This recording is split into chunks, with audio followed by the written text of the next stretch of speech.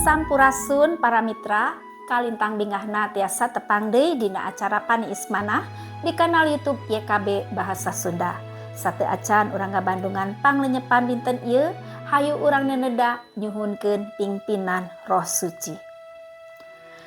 Hatur nuhun Gusti kumargi kadeudeuh kanyaah kasalamatan nu dilebet anjeun tos katampi ku abdi sadaya.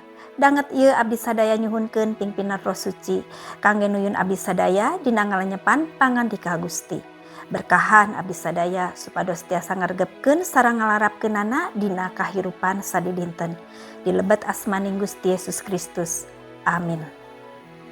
Para mitra, lenyepaneun urang dinten ieu dicutatina buku renungan wasiat anu dijudulan Kasempetan Anu Ageng kangge nampi kasalametan.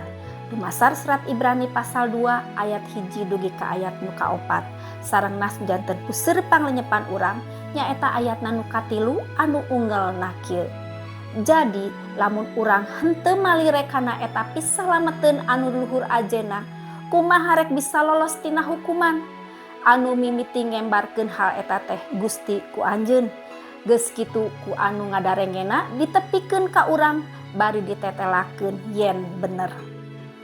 Para mitra, ilaharna sahiji kasempetan ageng muncul mung sasakali, teu unggal waktos aya.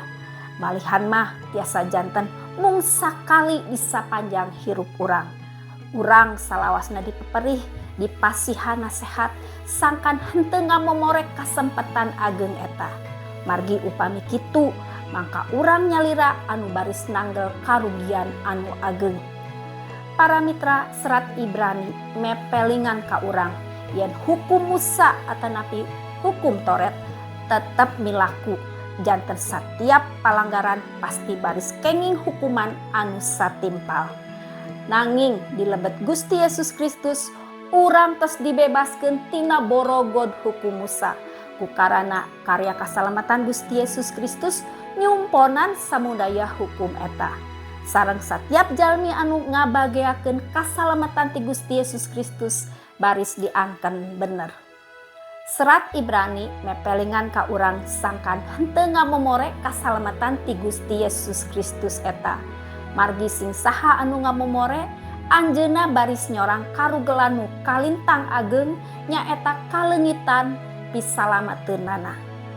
Sajabi mepelingan ieu perikop oge ngajurung urang supados malire kana kasalamatan anu tos dipidamel ku Gusti Yesus.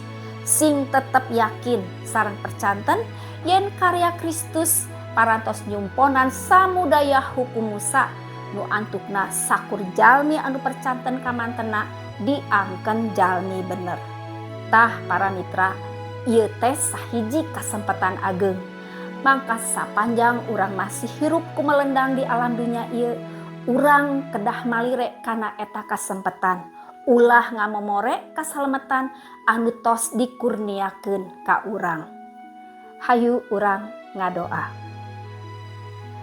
Hatur nuhun Gusti kangge panglenyepan danget ieu nu meperih supados abdi sadaya malire kana kasalamatan nugrah hati Gusti.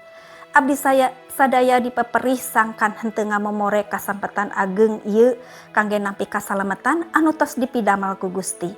Berkahan abdi sadayana supados salawasna ngalarapkeun pangandika Gusti dina kahirupan sadidinten.